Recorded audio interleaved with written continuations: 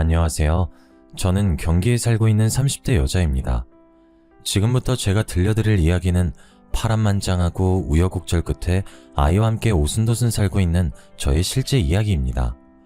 물론 지금은 모든 시련을 이겨내고 행복한 삶을 찾아 살고 있지만 그동안 어찌나 힘들었는지 벌써부터 눈시울이 시큰거립니다. 제 이야기가 어떻게 들리실지 모르겠지만 같이 공감하며 웃고 울고 나누고 싶어 용기를 내어 글을 쓰게 되었습니다. 저는 태어나자마자 부모에게 버려져서 고아원에서 성인이 될 때까지 지냈어요. 바람이 선선하게 부는 어느 가을날 고아원 문 앞에 덜렁 포대기에 쌓여 뉘어 있었다고 하더군요. 이름도 없이 생년월일만 적신 쪽지와 함께 발견된 저는 출생신고조차 제대로 되어 있지 않았다고 했습니다. 고아원 생활은 너무나도 힘들었어요. 정신적인 부분으로 힘들었다기보단 제대로 먹지 못하여 늘 배가 고팠고 낡은 옷을 서로 물려입고 돌려입다 보니 자연스럽게 학교 생활에서도 주눅이 들게 되더라고요. 깡마른 몸에 수더분한 몰골이 친구들 사이에 자연스러운 놀림거리가 되었습니다. 중학생이 되어 사춘기가 찾아오자 저의 행색은 더욱이 비난받기 일쑤였고 고아원의 환경상 매일 씻지 못하여 따돌림을 당하게 되었습니다. 아무래도 친구들은 화장도 시작하고 꾸미는 것에 재미를 붙여 너도 나도 유행을 따라가기 일쑤였지만 저는 그럴 형편이 되지 않았기 때문이었습니다. 고아원에 돌아가면 항상 어린 동생들을 돌보아야 했고 시설에 오래 머물 수 없다는 것을 잘 알았기에 일거리를 찾아다녔습니다. 생활력이라도 있어야 먹고 사는데 문제가 없다고 생각했기 때문이었습니다. 공부할 시간이 부족할 정도로 고아원 살림에 보탬이 되려 했고 자연스럽게 성적도 바닥을 기게 되었죠. 그러니 같은 반 친구들은 저를 더욱 만만하게 보게 되었습니다. 중학교 시절이 지나가고 고등학생이 되자 왕따의 형태는 더욱 악랄함을 띄우게 되었어요. 일반적인 놀림이 아닌 괴롭힘이 시작되었죠. 책상과 의자는 늘 복도 밖으로 나가 있기 일쑤였으며 하루하루가 지옥 같았습니다. 선생님과 상담을 해보기도 했으나 네가 좀 씻고 다니면 되지 않겠냐? 라는 상처뿐인데야만 오갔습니다. 저는 자연스럽게 사람에 대한 공포가 생겼고 성인이 되어서도 대인공포증을 이기지 못했습니다. 고등학교를 어떻게 졸업했는지도 모르게 연말은 바빴습니다. 저는 성인이 되었고 자연스럽게 고아원을 퇴소해야 했기 때문입니다.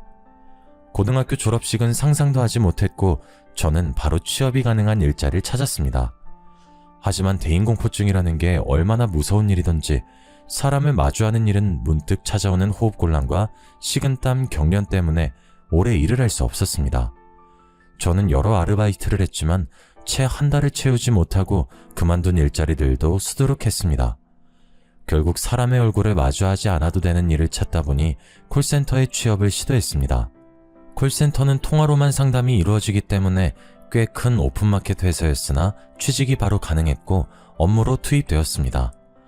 하지만 어리석게도 저는 고객 상담을 우습게 알았기에 그 일이 얼마나 힘든 일인지 알지 못했습니다. 보통 상담 전화를 하게 되면 반품이나 교환 혹은 배송 문의로 전화들을 많이 한다고 생각했는데 전혀 아니었습니다. 오히려 반품, 교환, 배송 문의가 들어오면 기분 좋은 상담을 마칠 수 있을 정도였죠. 콜센터에서 일해보신 적 있으신 분들은 공감해 주시겠지만 다짜고짜 욕부터 하는 고객님들, 안 되는 걸 되게 해달라는 고객님들, 배송이 늦게 온다고 전액 보상은 물론이고 물건도 오늘 내로 가져오라고 소리 지르는 고객님들까지 아주 다양한 고객들을 마주하다 보니 자연스럽게 저도 감정이 피폐해지더라고요. 일상생활에서 전화 받는 일이 기피될 정도였으니 얼마나 감정노동이 심했는지 짐작이나 가실까요? 성인의 사회란 이렇게나 무서운 것이었나? 학생의 울타리 안에서 보호받을 때가 행복했구나 하며 하루하루를 보냈습니다. 그러던 어느 날 엄청난 진상 고객을 만나게 되었습니다. 상담 전화가 연결되자마자 다짜고짜 소리를 지르며 배송 온 물건이 다 파손되었는데 아이 이유식이었다고 어떻게 할 거냐고 소리를 지르더군요. 아이 이유식이라고 하시니 일단 죄송하다고 말씀드리고 이유식을 교환 처리하여 새 제품으로 다시 보내드리겠다고 했습니다. 그러자 고객님께서 지금 당장 상담 전화 받은 네가 가져오라고 소리를 지르며 너 때문에 우리 아이가 굶고 있다고 하시는 겁니다. 사실 배송은 배송팀에서 하는 업무이기 때문에 상담만 받는 저는 교환이나 환불 처리밖에 해드릴 수 없었거든요. 기계적인 답변이 오가자 고객님께서 기분이 나쁘다고 하시면서 배운 것 없이 멍청하게 살았으니 콜센터 직원이나 하고 있지 않냐면서 파손된 제품 때문에 더러워진 복도도 당장 와서 청소하고 가라고 하더군요. 저는 죄송하다고 빌었으나 고객님의 분노는 쉽게 가라앉지 않았고 결국 해당 전화는 상위 부서로 넘어가게 되었습니다. 저는 멘탈이 완전히 깨지고 얼굴을 본 적도 없는 사람에게 모욕적인 언사를 들었다는 충격에 다시금 호흡이 가빠져오고 머리가 어지러워 쓰러질 것 같은 기분이 들었습니다. 10분 쉬겠다고 말씀드리고 자리에서 일어나 건물 밖으로 나가려는데 머리가 핑 돌면서 무게중심이 쏠리더군요. 이대로 넘어지겠다 싶은 순간 저를 잡아준 한 사람이 있었습니다. 괜찮으세요? 정말 감사합니다. 하마터면 크게 다칠 뻔했네요.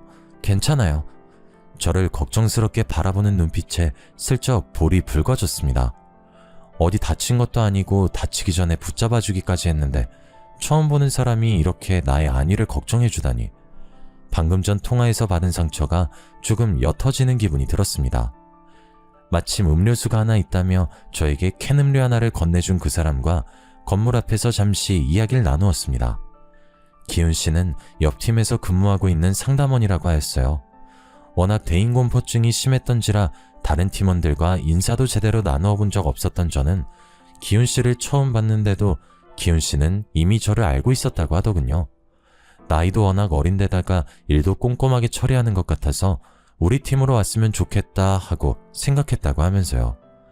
저는 태어나서 처음 받아보는 남자의 호의에 금방 빠져들고 말았습니다.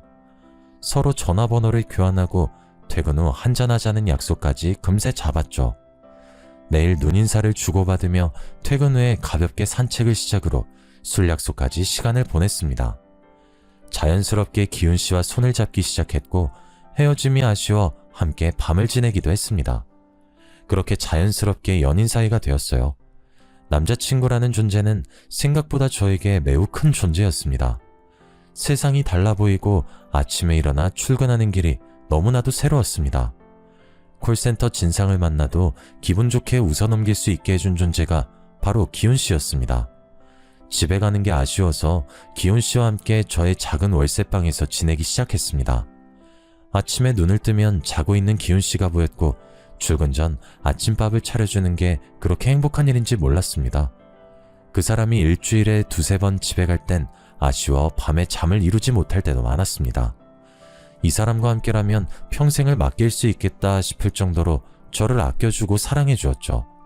저는 이 사람을 철석같이 믿었습니다. 기훈 씨가 피임을 하지 않아도 그저 그 남자의 사랑한다는 말 한마디에 허락해 주곤 했죠.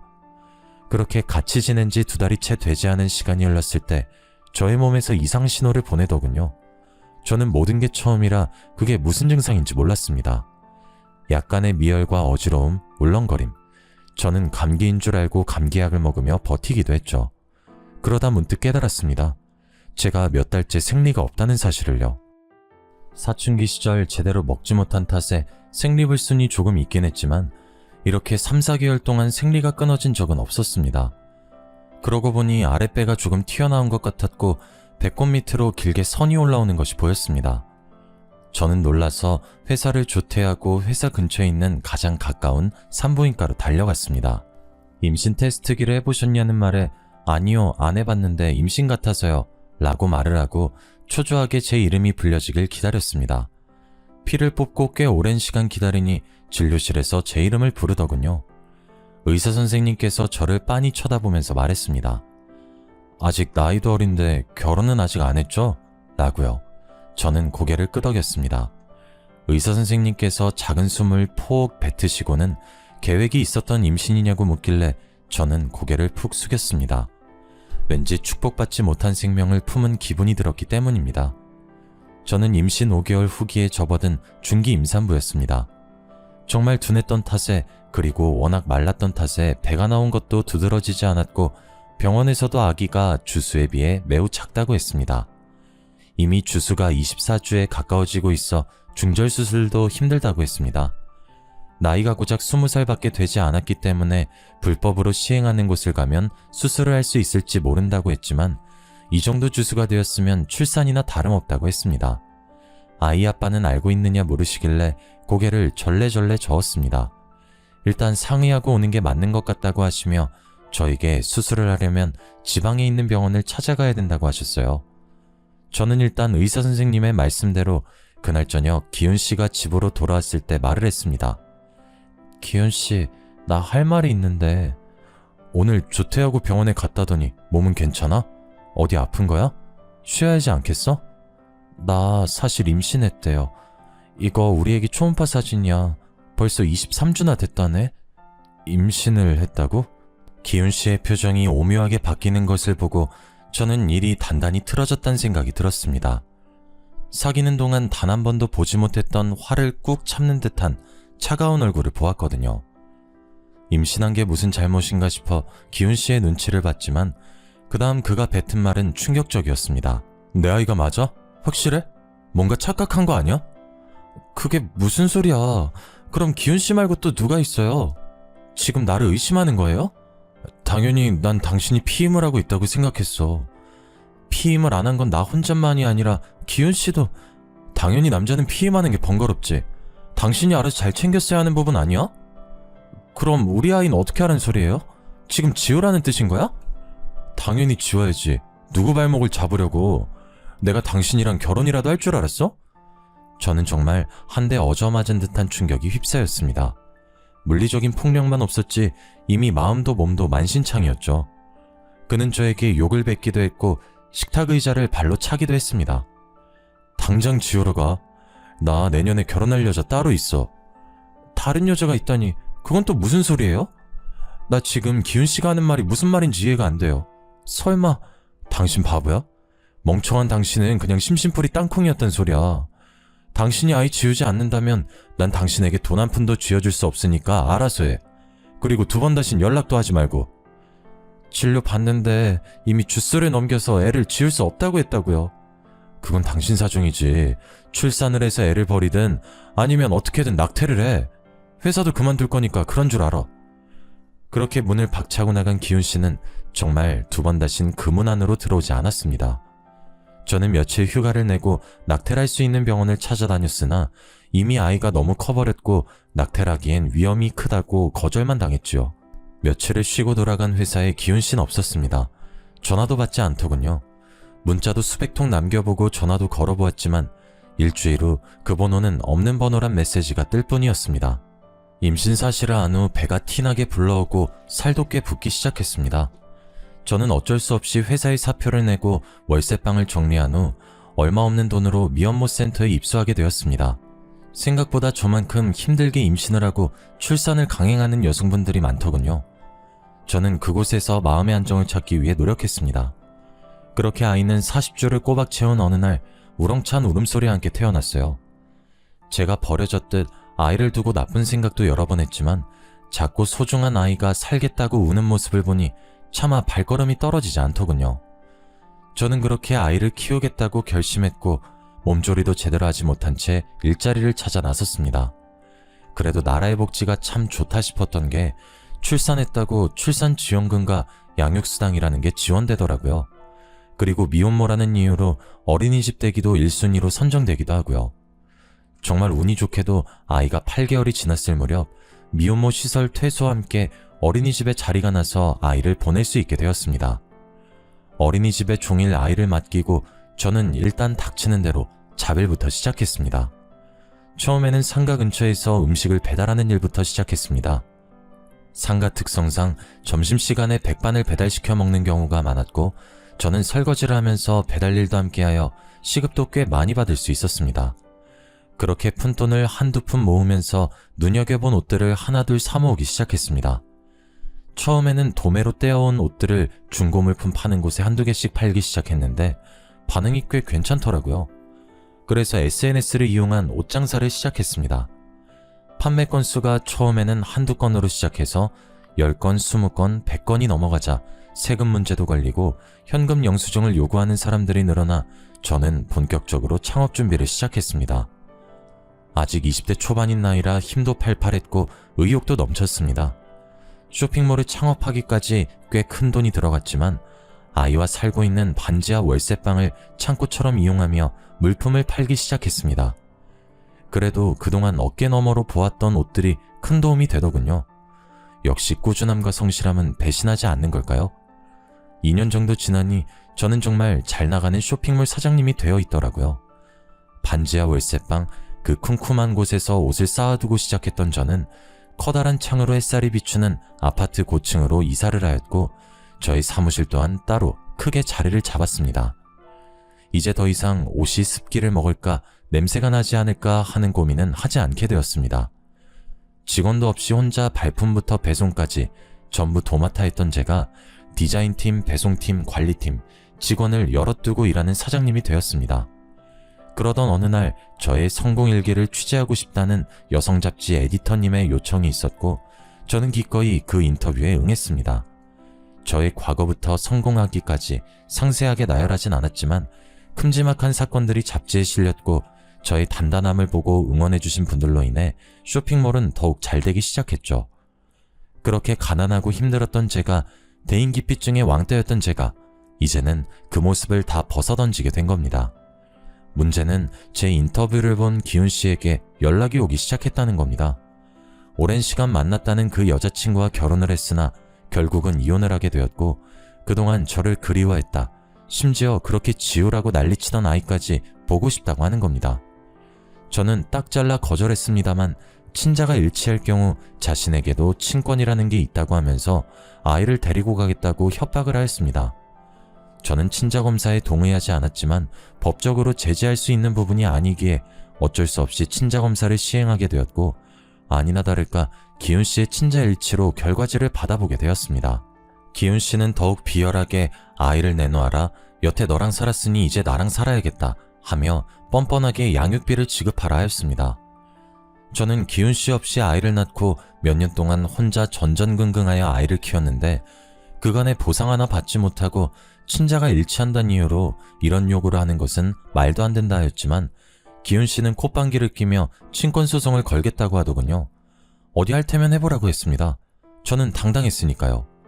기훈 씨는 정말로 저에게 소송장을 보냈습니다. 어찌나 어이가 없던지 순식간에 멘탈이 바사삭 부스러지는 느낌이었습니다. 직원들을 퇴근시키고 샘플 원단을 보기 위해 거래처 사장님을 기다리면서 소장을 읽는데 그의 그 극악무도함에 치가 떨려 눈물이 주룩주룩 흐르더군요. 한참을 울고 있는데 헛기침하는 소리가 들리더군요. 거래처 사장님께서 제가 소장을 받고 울고 있는 걸 보고 계셨더라고요.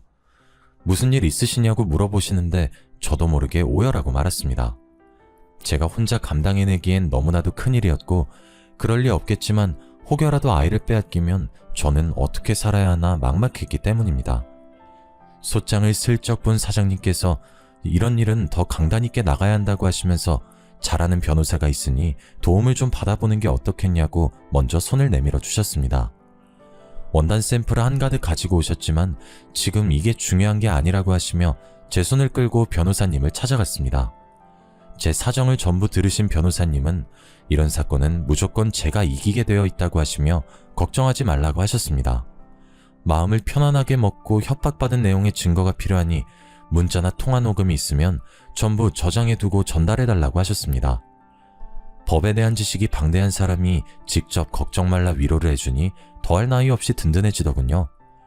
저는 그 이후에 기훈 씨에게 온 모든 연락을 저장해두었고 그것을 모두 증거로 제출했습니다. 소송은 꽤 더디고 길어졌어요.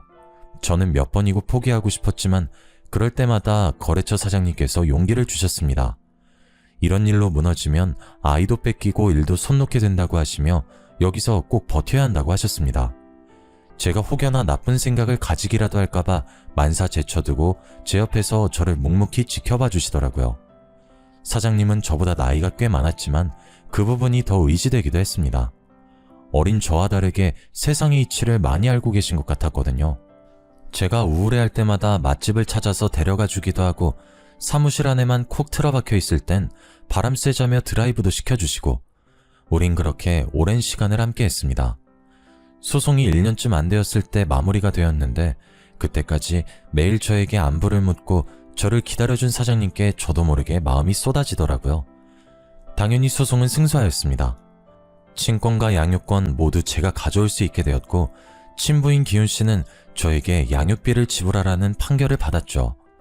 기훈 씨는 그런 결과를 받아들이지 못하고 저에게 몇 번 더 연락을 시도했으나 사장님께서 모든 연락을 막아주셨고 변호사님께서도 법적으로 조치를 취할 수 있다고 언제를 주셨습니다.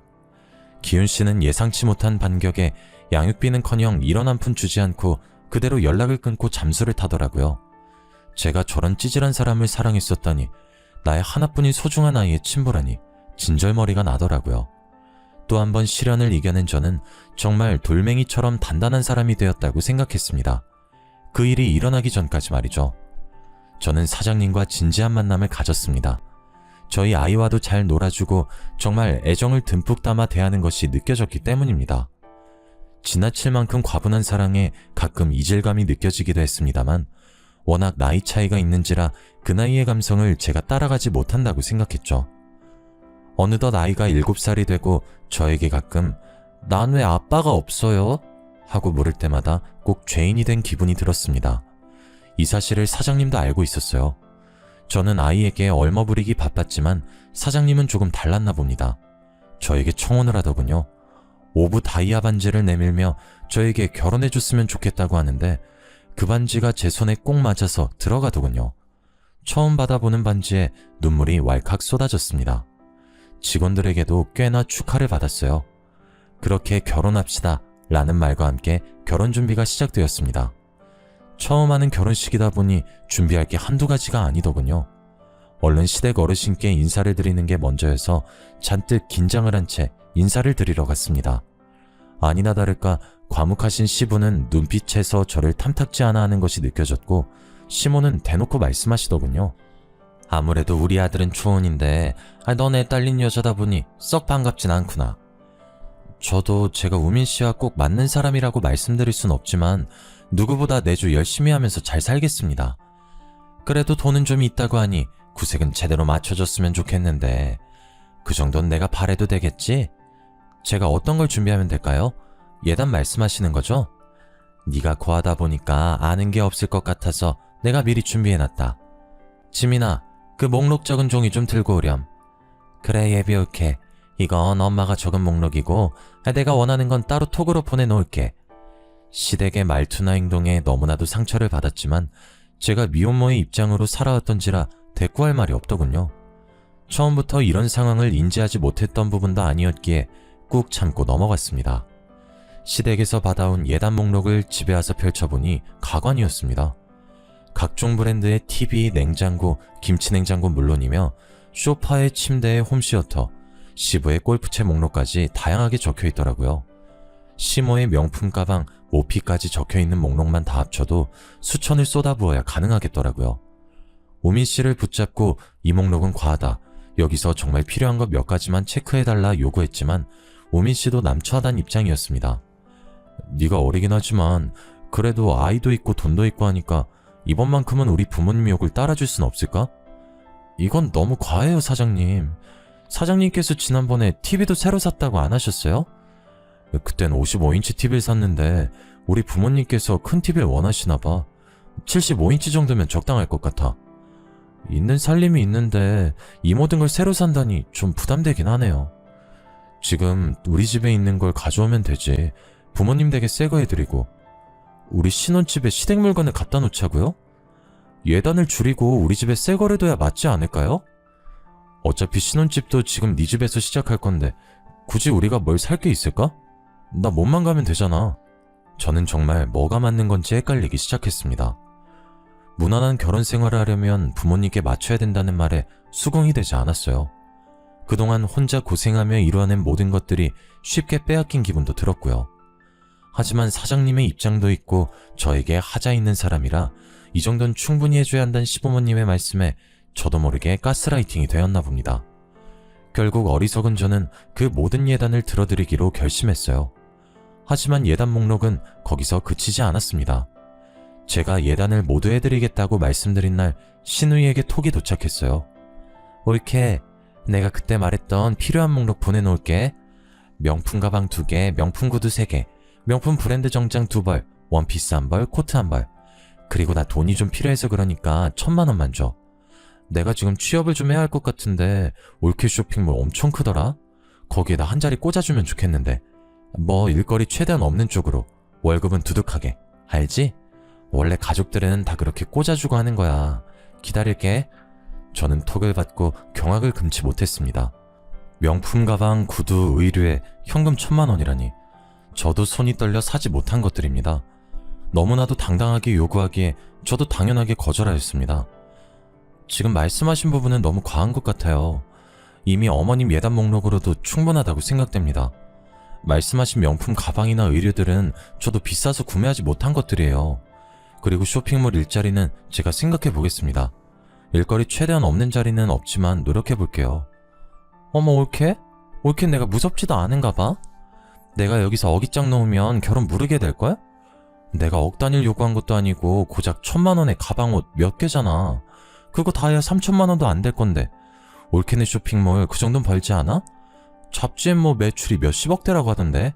매출이라는 건 순이익을 말하는 게 아니라서요.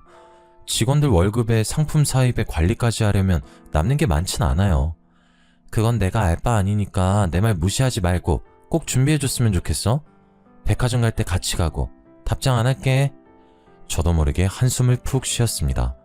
직원들 중 하나가 사장님 프로포즈 받고 얼굴에 수심이 깊어지는 것 같다고 하며 걱정까지 하더군요.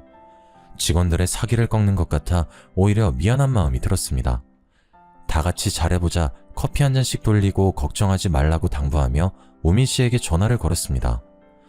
우민 씨, 신우이한테 연락이 왔는데 나한테 명품 브랜드 가방이랑 옷 몇 개, 그리고 현금으로 1,000만 원을 달라고 하더라고요. 얘기 들었어. 일단 내가 지금 좀 바쁘니까 나중에 연락할게. 우민 씨는 예단 목록에 대한 이야기가 나오면 자리를 피하기 일쑤였습니다.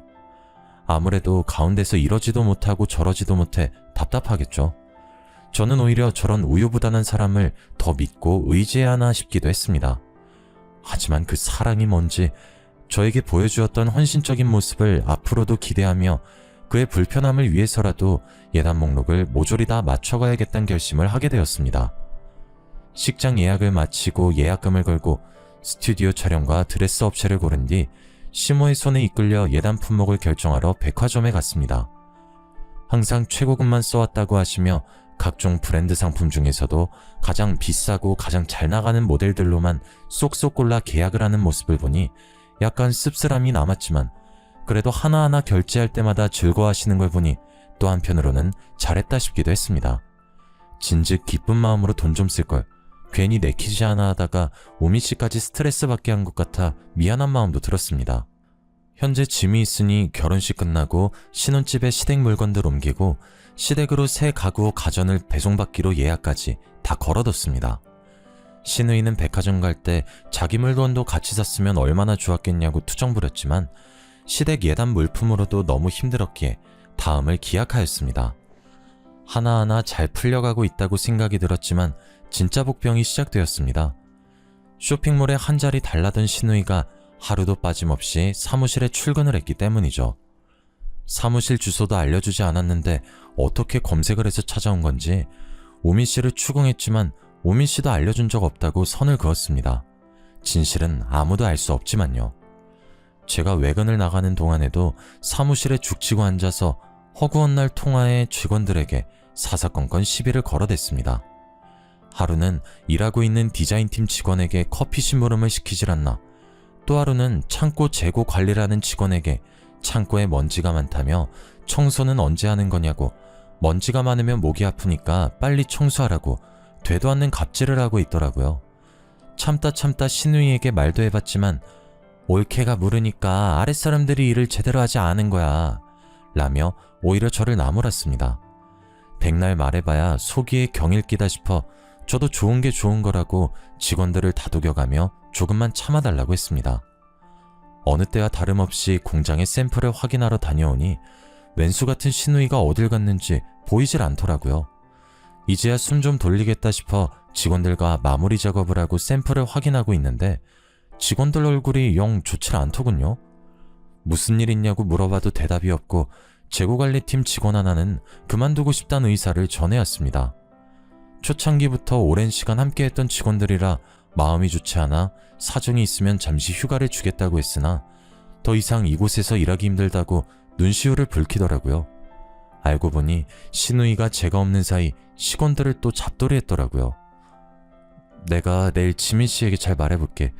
여기서 그만두면 내가 너무 서운할 것 같아. 사장님, 저 정말 못 버티겠어요.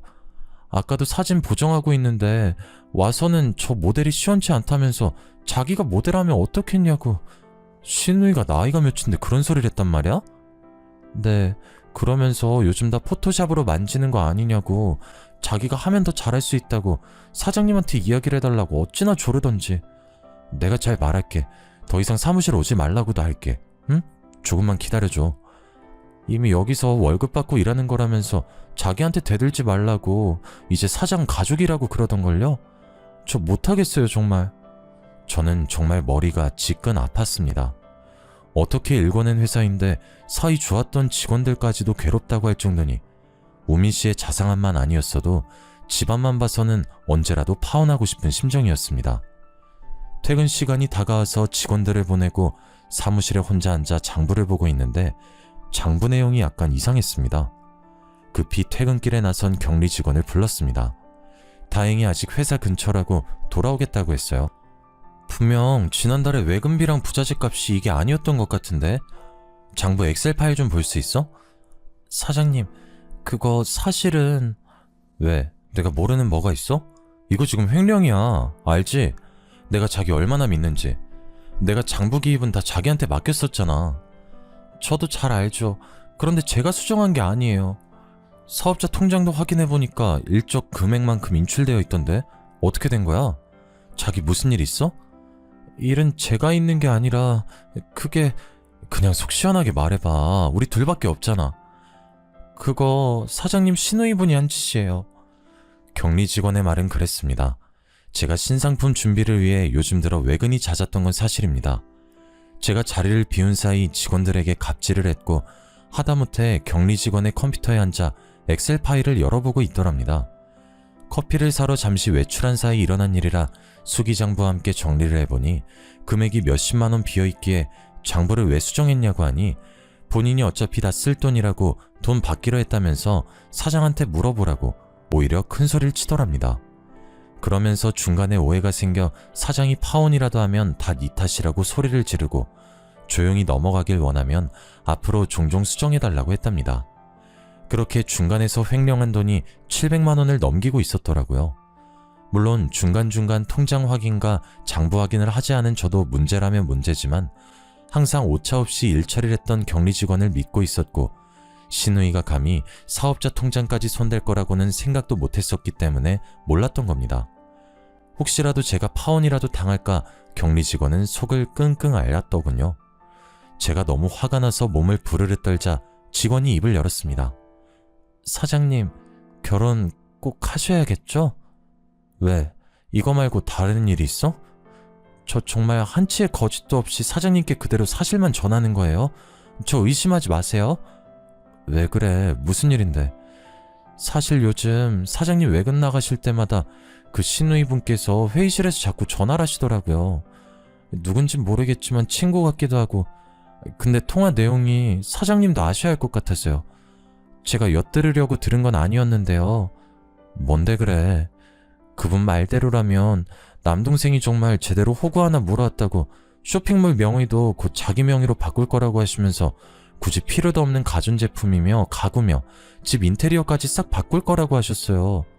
아니 정말이야? 그동안 내가 어떻게 해줬는데 이런 식으로. 그리고 어차피 가족으로 생각도 안 하는 버러지라면서 고아 출신이라 가족이라는 이름만 붙으면 다 진짠 줄 안다고 막말하더라고요. 조만간 건물도 하나 사달라고 해서 카페도 차릴 예정이니까 카페 차리면 와서 알바 좀 하라고. 심지어 사장님이 월급도 다 내줄 거라고 하면서 말하셨어요. 아니 잠깐만, 나 머리가 너무 아파서. 사장님, 제가 정말 오랜 시간 사장님과 함께 했고 친언니 같아서 하는 말이에요. 정말 저 집안 사람들 순 사기꾼 같아요. 제발 파혼하셔요. 지금 나한테 한 말 전부 다 사실이고 혹시라도 싸움이라도 생기면 증언해줄 수 있어? 당연하죠. 제가 혹시 몰라서 회의실 CCTV도 저장해뒀어요. 소리가 워낙 작게 녹음되긴 했지만 무슨 말인진 알아들을 수 있어요. 정말 너무 고맙다. 이 은혜를 내가 어떻게 갚아야 할지. 사장님만 행복하시면 돼요. 어서 빨리 저 썩은 집안에서 탈출하시길 바랄게요. 저는 격리 직원에게 CCTV 영상이 담긴 USB를 받았습니다. 그간 횡령해간 증거가 담긴 장부 원부 또한 들어있었습니다. 이제 일말의 정도 다 떨어졌고 우민 씨가 손이 발이 되도록 빈다 해도 되돌아갈 생각이 들지 않았습니다. 이제서야 콩깍지가 벗겨진 거였죠. 그날 저녁 퇴근을 하고 아이와 함께 시간을 보내면서 아이에게 다시 한번 미안하단 말을 했습니다. 아빠가 생길 거라고 좋아했었는데 들어주지 못할 것 같다고 하니 아이가 저를 꼭 안아주더군요. 나는 엄마만 있으면 돼. 엄마를 제일 사랑해. 라고 하면서요. 한참을 울다 마음을 정했습니다. 저는 그날 주말 시댁과의 식사 자리까지 기다렸습니다. 한 번에 터뜨리는 편이 좋을 것 같았어요. 주말이 오기 전 백화점에 들러 예약해두었던 가구와 가전을 모두 취소했습니다. 가전제품은 아직 상품을 받지 않아 전액 환불이 가능했고 가구 상품 중 일부는 주문 제작 상품이라 예약금을 날리긴 했지만 모두 취소하고 나니 마음이 편안했습니다. 그 후엔 웨딩 플래너에게 위약금을 주고 스튜디오와 드레스 메이크업, 식장 모두 취소했습니다. 그 정도 금액은 아깝지도 않더라고요. 다행히 백화점에서도 웨딩 플래너도 우민 씨에겐 따로 연락하지 않은 것 같았습니다. 아무렇지 않게 주말에 소고기를 먹자고 우리 부모님 몸보신 좀 하셔야겠다고 괜찮은 강남에 고깃집 예약을 해놓으라고 연락이 왔더군요. 경기도에서 강남 가려면 꽤 먼 거리인데 데이트할 땐 한 번도 안 가던 동네를 자기 부모님 몸보심해야 한다고 가자고 하니 화가 나더라고요. 이래서 콩깍지라는 게 무서운 건가 하는 생각도 들었습니다. 하지만 마지막 만남이니 최후의 만찬을 프라이빗하고 비싼 곳에서 보내도 괜찮겠다 싶었습니다. 어차피 제가 계산할 마음은 하나도 없었거든요. 주말 저녁에 시부모와 시누이, 우민씨, 그리고 저 이렇게 5명이 만나 식사를 했습니다. 1인분에 10만원에 달하는 고기를 어찌나 추가하던지 돈 100만원 넘게 나올 텐데 속 깨나 쓰리겠다 싶었어요. 배가 불러오자 시모가 이야기를 꺼내더라고요. 예, 내가 이 동네에 좋은 자리를 하나 받았는데. 어떤 자리요? 에휴, 답답해라. 고아라서 그런가 말귀를 척척 알아듣질 못해. 무슨 자리겠어? 부동산이지. 직원이 전해주었던 카페 이야기를 하더라고요. 아무튼 값이 좀 나가긴 하지만 너야 능력 되잖니? 우리도 노후 좀 즐기고 싶고 우리 명의로 카페 내서 직원 쓰면서 관리나 하고 싶어서 말이야. 그래서요? 뭐가 그래서요야? 네가 돈 좀 내라 이거지. 보증금 2억에 인테리어까지 하고 다달이 나갈 월세, 관리비, 직원 월급 그거 좀 마련해놔. 저는 더 이상 참을 수 없었습니다. 얼굴에 물이라도 끼얹고 싶었지만 그건 꾹 참았어요. 티끌 하나 잡음 없이 깔끔하게 처리하고 싶었습니다. 전 더 이상 못하겠네요. 우민 씨랑도 결혼하지 않겠습니다. 제가 저 말을 했을 때 그 가족들의 표정을 사진으로 어찌나 남기고 싶던지 다들 벙찐 얼굴로 저에게 모든 시선이 꽂히더군요. 저는 눈도 마주치지 않은 채 식사 자리를 정리했습니다. 제가 준비했던 예단들은 당연히 이미 취소했고요. 결혼 준비했던 모든 것들 위약금 물고 해지했습니다. 웨딩 플래너에게 연락하셔도 좋아요. 당신 나랑 한마디 상의도 없이 이게 무슨 짓이야? 내가 이래서 못 배운 애들이랑은 상종하는 거 아니라고 했잖아. 그깟 돈 좀 번다고 유세 떠는 거야? 네가 뭐가 잘나서 파혼이야? 그 입 다무시죠? 지민씨, 그동안 저희 회사 공금 횡령한 증거 다 가지고 있습니다.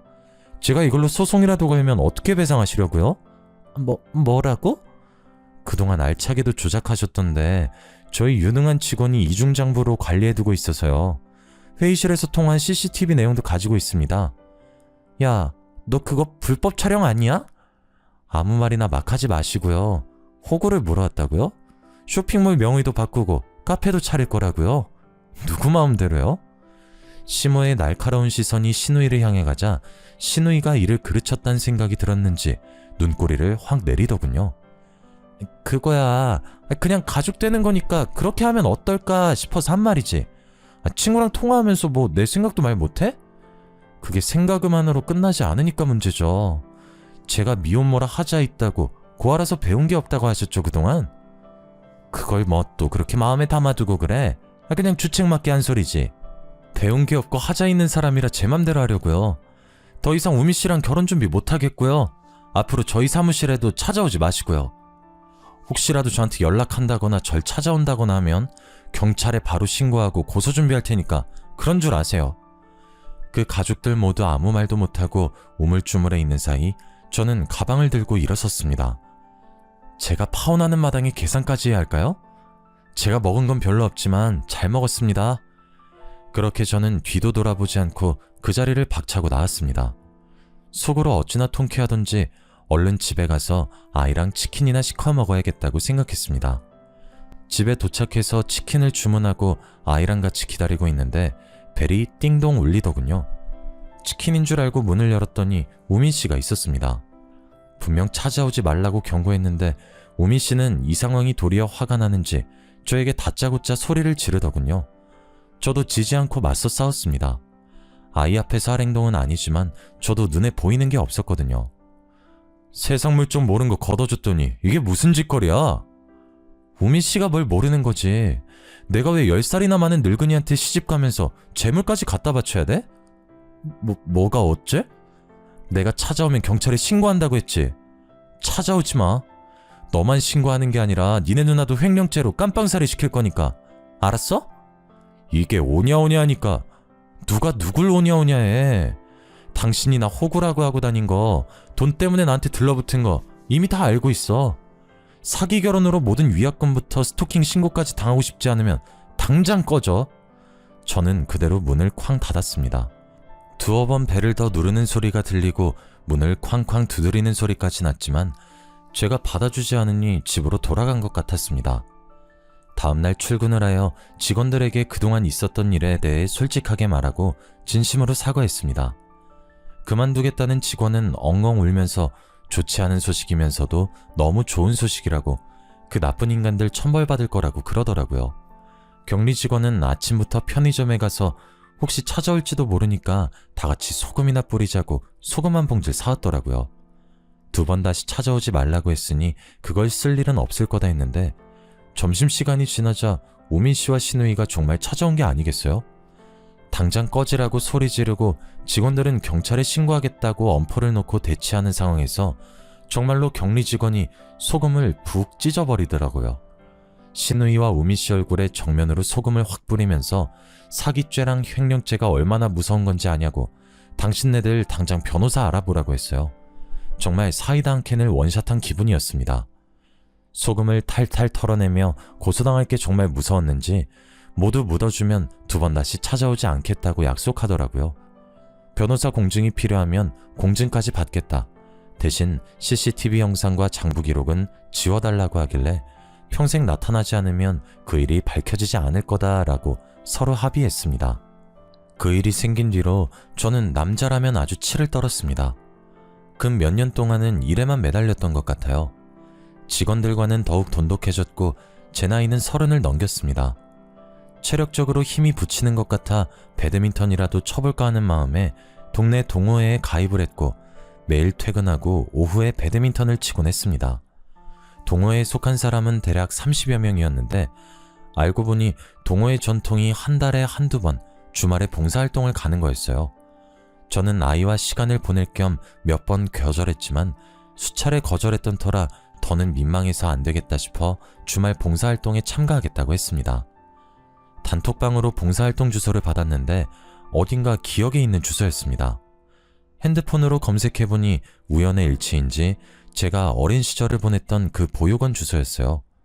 정말 사느라 바빠 까마득히 잊고 있었는데 마음 한켠이 뜨겁게 울컥거리더군요. 주말 아침 일찍 보육원으로 가니 정말 예전 모습 그대로더라고요.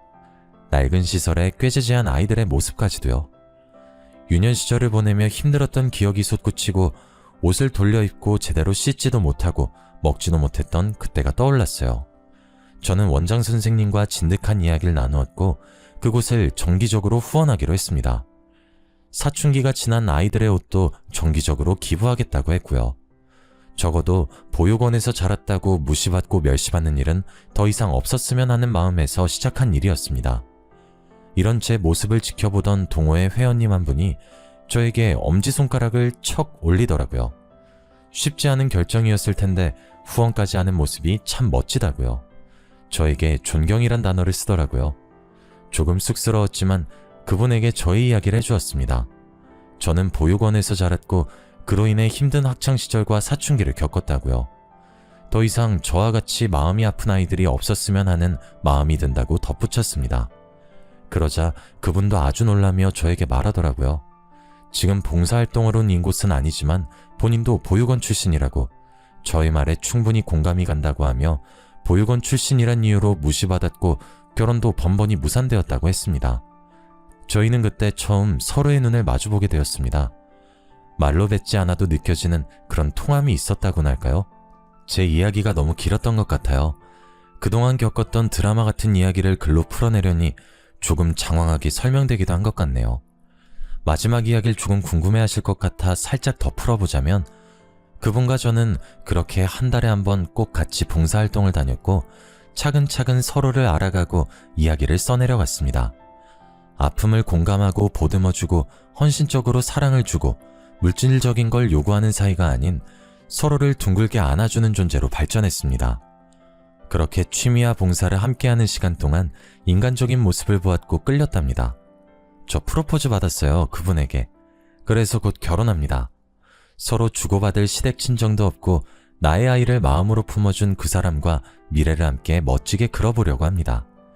시련을 겪고 아픔을 딛고 일어나서 내 삶을 찾다 보니 결국 이렇게 운명의 반쪽을 만나게 되네요. 우리 모두 지금의 아픔을 잘 이겨내어 행복한 삶을 살았으면 좋겠습니다. 긴 글 읽어주셔서 감사합니다.